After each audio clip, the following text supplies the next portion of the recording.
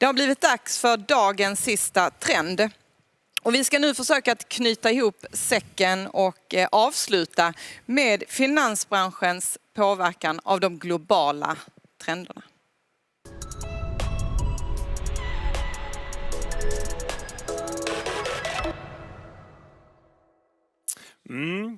Vår globala vd-undersökning, det brukar vara ett stående inslag på World Economic Forums Davos-möte. Av förklarliga skäl så blev det inte så i år. Men behovet att skapa insikter om hur näringslivet ser på möjligheter och utmaningar är ju större än någonsin. Därför är vi nu stolta över att för 24:e gången kunna presentera CEO Survey. Där vi har pratat med ungefär 2000 företagsledare i över 100 länder som berättar om sin syn på nuläge och framtid. And now I have the pleasure to present my colleague and also PwC's global chairman, Bob Moritz. Hello, Bob. Good to see you. Welcome to the Finance Day 2021. Nice to be here with you all. And thank you so much for joining us.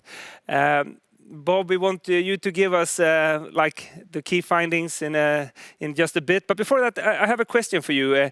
Next year, you would say we have an anniversary. I mean, it's the 25th year that we would conduct the CEO survey. I mean, I wonder, why do we continue? Why is this important? Well, there's two reasons. First and foremost, this survey, which this past year included 5,000 CEOs, gives some great insights for how businesses generally are dealing with whatever the issues and opportunities are in front of them.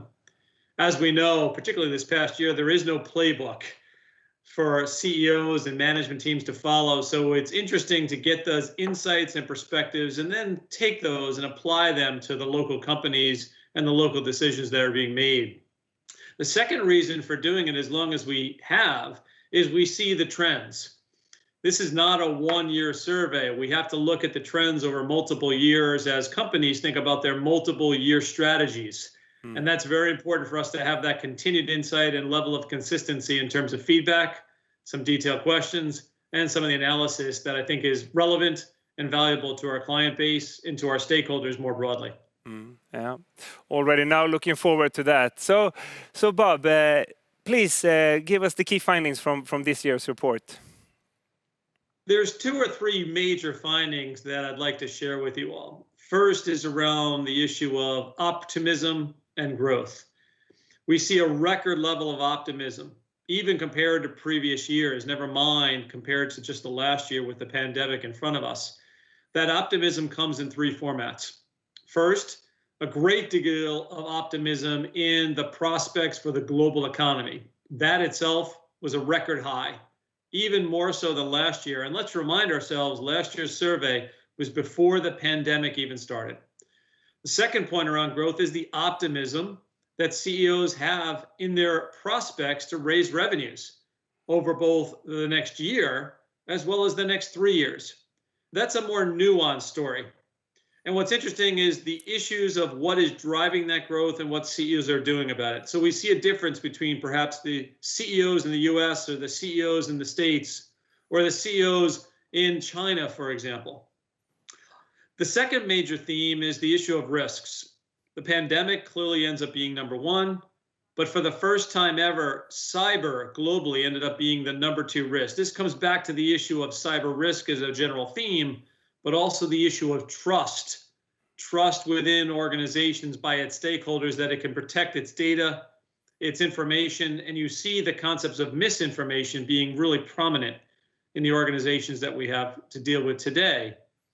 The third point is around climate. Here's an interesting phenomenon, which many CEOs have talked about climate. In Sweden, for example, that is a very high issue on the radar screen. Having said that, it rose, but only rose shortly. So not as big as one would expect with the prominence it's getting in the media on a worldwide basis and in the geopolitical world when you think about the COP26 meeting coming up shortly. What's more interesting, though, is over 60% of the CEOs said they have not yet baked into their strategic planning or strategic risk assessment the concepts and effects of climate. And that's a big challenge as well as opportunities for organizations. And this comes back to purpose, meaning organizations have to think about the needs of its stakeholders, the planet included in that, the citizens of the world and the country included in that, and what they are doing. And if they are not moving fast enough to respond to those needs, there's brand implications. If there's brand implications, there's market cap implications. If there's market cap implications, and this goes to public companies and private companies, it becomes problematic for management teams. So there's a lot of detail in that, including how CEOs are choosing to spend their time and money, which we'll get to in a little while in the follow-up conversations, as well as the panel conversation that you're going to host there locally. Great, really interesting to hear. One follow-up question. What kind of leadership do you see that we need to really take in this that the CEO survey shows? It's interesting when you look at the optimism and the confidence that CEOs have in their ability to grow revenues, it doesn't come back to an industry, a sector, or a country.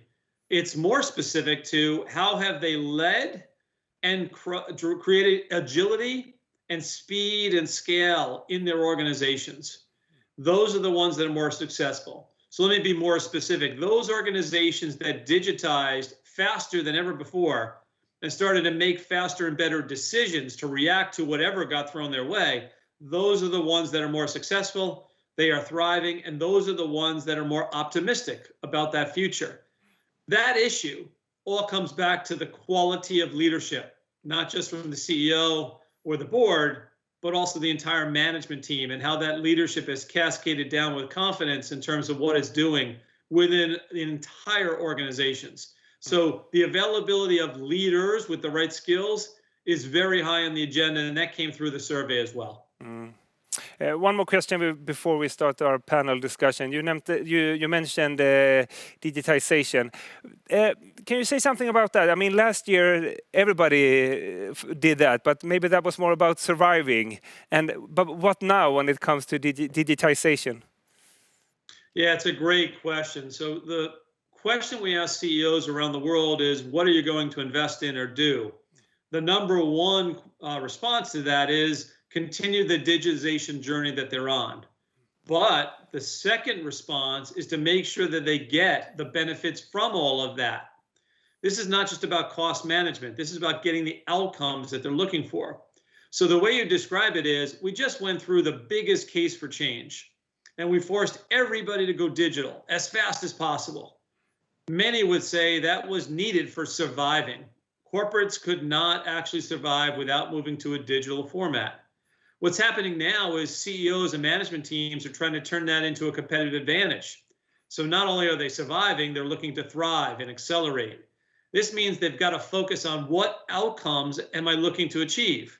That is short-term financial outcomes, but also outcomes related to their interactions with consumers, employees, yes, they're investors, but also the world. So outcomes in non-financial measures are equally as important. So the digitization journey now is about how do I capture the outcomes on a sustained basis that I am looking for? And that becomes important in terms of the confidence level that CEOs should have. So we're not talking about just system implementations and digitizing. We're talking about digitization and technology being an enabler to much better outcomes, better performance, and longer-term sustainability. Great. Thanks for now, Bob. We're coming back to you in a little bit. We're going to invite our panel over here in the talk as well. So I say welcome back to you, Annika, and welcome to you, Anneli Granqvist, our risk advisory leader here at PwC Sweden. So any thoughts when you hear Bob talk, Anneli? Well, I think that if we sort of reflect a little bit on the financial services industry, then I would say that the optimism that we see in the survey would also then actually correspond to the financial services industry. That is actually, it's in one aspect, it's a mirror of the real economy and of the corporates. And of course, now being in this pandemic situation, of course, the financial services industry sort of has really shown the significance to support the economy. And then, of course, the opportunities then that will actually come and be derived from the changes in business models, from the optimism and so on, will, of course, also have a huge impact on the industry as such. And I think it's always, and I think we have discussed it, I mean, over the past few years, what is the role of a financial services industry in the future? And what is financial services industry in the future? So very, very, very interesting and very intrigued about the future to come. Yeah, thank you. Annika? I'm glad to hear that people are more optimistic out there. But to be honest, if not, I've been worried because we are still in the pandemic, and I believe that we not are that in the beginning of next year, and that's of course very important. Great. Yeah, we heard Bob talk a little about the threats, and I mean, among the factors that are the greatest cause of concern for businesses are cyber threats and increased regulations. And we did a poll for our viewers before the Finance Day. So I think we have a result here, and if we see what the viewers think, it's the same here with the cyber threat and the growth of the economy. That's a threat. What would you say, Anneli? What's your analysis of this?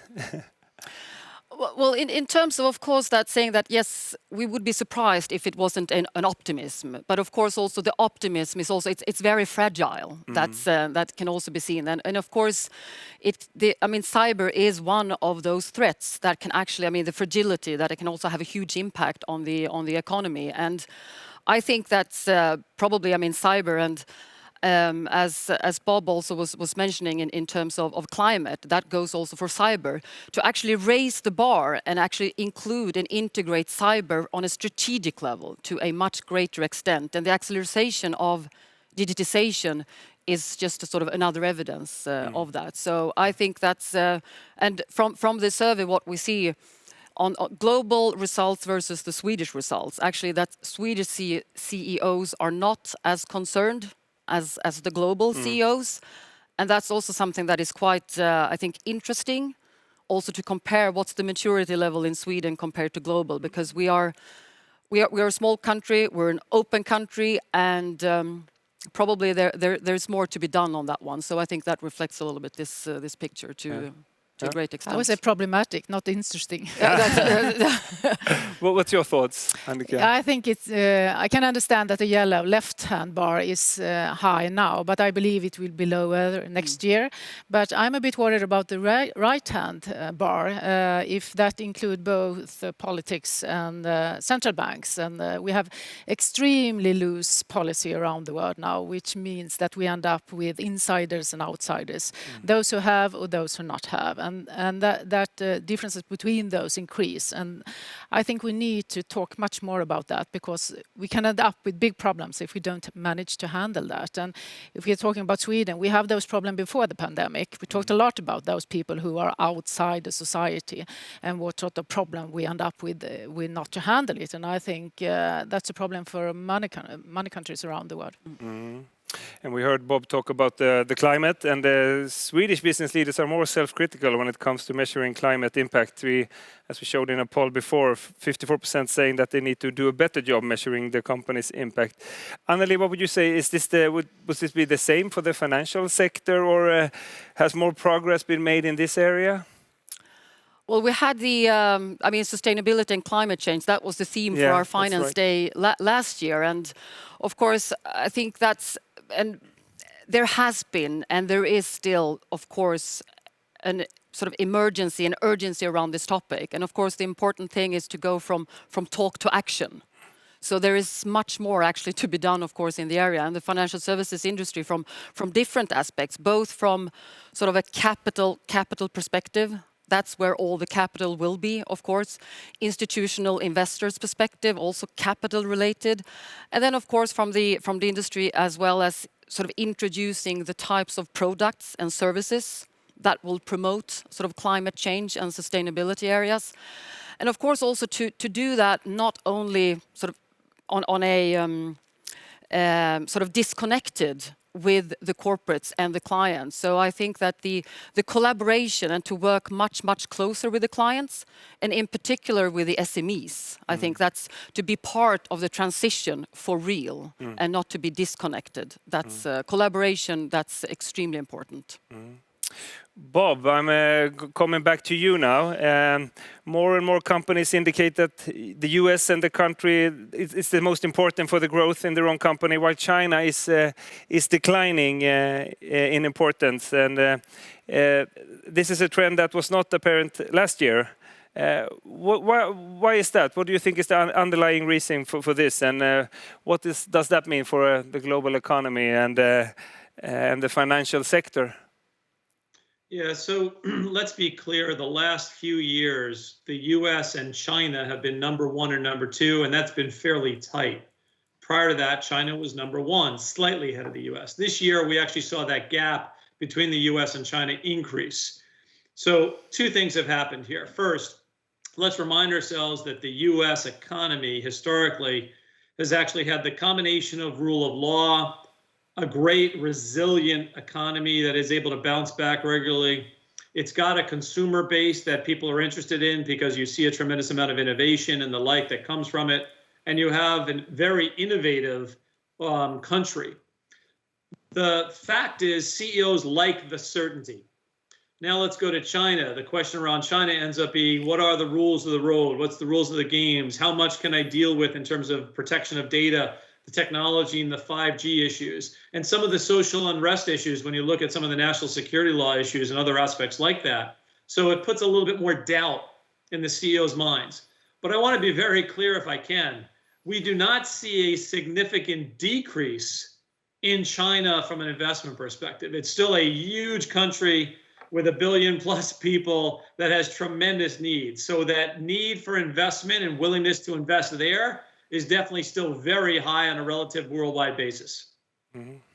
Annika, any thoughts on that? I don't think China agree with that, that they are number two. I think they have the view that they will be number one, and I think China is so important for Asia and then for the rest of the world as well. And I meet daily companies who have contact with China and Asia, and so it's very much in focus also for a small open country like Sweden.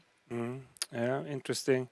Let's move over to the UK and Brexit. I mean, at the same time, we can see that the UK is not declining in importance, but instead moving forward as a significant trading partner, despite the uncertainty surrounding Brexit. What do you think about that? Surprised. Surprised? Yeah. I think it will be tricky for a while, actually. Yeah. And I can hear from some customer that it is tricky already now, and it takes time and so on. But I'm glad because UK is very important for us. We have had a lot of trade with them during many years, and I think they are very important for us. So I'm hopeful if that's true. Yeah. Anneli, any thoughts about Brexit in the UK? No, but I agree, and I think that that's also what we hear from our clients, that I think it is tricky. Yeah. So I was also a little bit surprised on that one. So, but as Annika says, it's extremely important for us. Yeah. Okay. Let's move over to taxes. 60% of business leaders believe that increase in national debt will lead to tax increase for companies. What are your thoughts on that, Annika? If you ask our Minister of Finance, she will say yes, of course. Yeah. But I don't think it's that easy. We are working in a global world, and I think that we will have a big discussion about that. And now we have a lot of part in the government in Sweden as well, so they have to convince each other about what is the best in the coming years. But it's tricky to have tax on workers, of course, and it's tricky to have tax on houses in Sweden. That's a good tax, but politicians don't want to take it because they will lose voters then. And then we have the companies. So I think we will have a discussion, but I'm not that worried at the moment. Oh, okay. We have an election 22, you know. Mm. Bob, I'm going to let you come in here. Any thoughts about the taxes and the national debt, what it will lead to for companies? Well, let's be clear. The last couple of years, we've had an issue around taxes, which is the fairness of the tax system. Is it set up in countries as well as globally to demonstrate that fairness? We've also had different issues relevant to the tech companies in terms of, are they paying their fair share? So all of those issues still remain. Now, what's happened is you have a tremendous amount of debt that's been built up on government's balance sheet. That goes to corporates for purposes of survivability. It goes to consumers in some cases. But the governments, especially those that have put forth significant stimulus packages, do have to deal with that issue. You now add on to that what the U.S. Is going to do. You have a new administration there as well, even though you have an election coming up in Sweden. That administration has already indicated they're going to have to deal with taxes in a way different than the previous administration, which will actually put now more competitive pressure on the world in terms of the force and counterforce that'll be coming. So taxes will be a bigger issue on a global scale basis for corporates going forward. Thank you. Historically, the CEO survey has clearly shown how risks are around the world. But I mean, last year we wrestled with a common challenge. I mean, the pandemic, and it also exposed our vulnerabilities, preparation for the unseen. But this issue has played a part in all of the trends we have looked at today at the Finance Day, and we had a question that's been going for all our panel discussions. And what would you say? What would be the next big change? I mean, threat or impact that we need to prepare for today, so that we are ready for tomorrow? Easy question, Anneli, right? Very, very difficult question. Well, I would say if I would go both sort of on the one scale, and I think of course one way would be risk of the geopolitical and the polarization, sort of on the one hand. On the other hand, I would say that in terms of what we have discussed, it's a lot about finding the right competence, finding the right talent, and the deficiency of talents. So I think that is an extremely important aspect to actually not to focus very much on. Annika? I would say sustainability, but as an opportunity. And heard that you mentioned both the risk and opportunities. But I think the opportunities, we must talk much more about that, because it is that as well. And especially if we are thinking about the Swedish companies, because we are in the front in some areas there. So we have a lot of opportunities here. Perfect. Bob, we will end at you with that question. What is the next? Yes. Yeah, sorry. No, it's okay. The reality is you've hit on a number of them. The one that I'd like to go back to a little bit, which the panel raised, is this issue of society at large.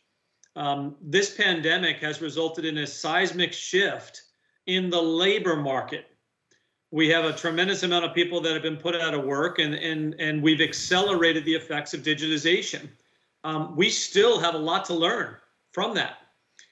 You can go back and analogize this way. We had a financial crisis 10 years ago. I still think we're learning through that financial crisis, even over the last 10 years. Very low interest rates around the world and the like. This issue, in terms of what's happened to the pandemic, and it was a tragedy, forced digitization to happen very fast. And the system has not necessarily absorbed that change. As a result, the social impact of unemployment or people not having the right skills and the disruption that is coming is a big challenge. And the question is going to be how business responds.